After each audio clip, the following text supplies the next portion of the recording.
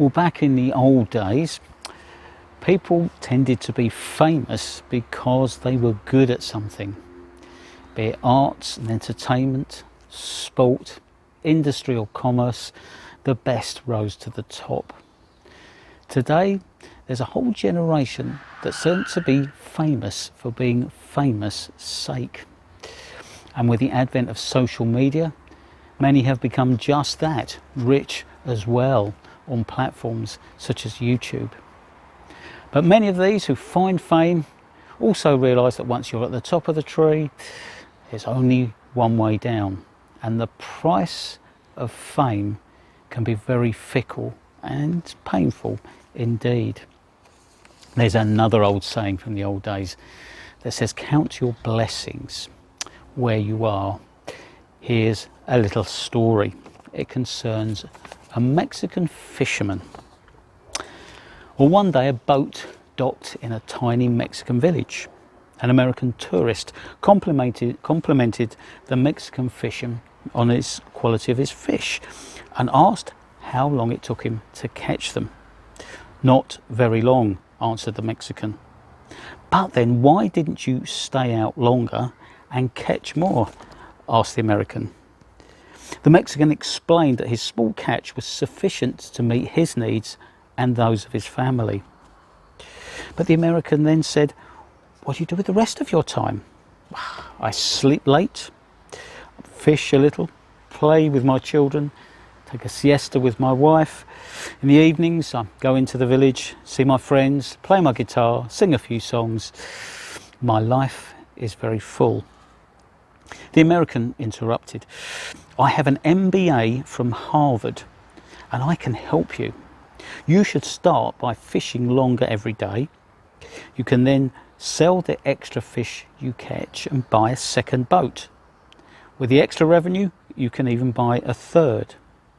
And after that, asked the American, well, in due time, you can buy more boats and have an entire fleet of trawlers. And instead of selling your fish to the middleman, you can then negotiate directly with a processing plant and maybe one day even open your own plant. Then you can leave this little village and move to Mexico City, Los Angeles, New York even, and from there you can direct your huge new enterprise. How long would that take? Said the Mexican. About 25 years, said the American. And after that, well, afterwards, well, my friend, that's when it gets really interesting. The American laughed. When your business gets really big, you can start selling stocks and shares and make millions. Millions, really? And after that, said the Mexican, after that you can retire. Live in a tiny village by the coast, sleep late, play with your grandchildren, catch a few fish, take a siesta with your wife, and spend your evenings doing just as you please. With all due respect, sir, said the Mexican, that's exactly what I'm doing now. So why waste 25 years?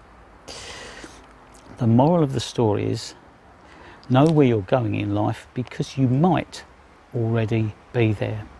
Count your blessings. Well, I don't know what your aspirations are for the future. I don't know what your frustrations are with the present. And I don't know what you think about counting your blessings.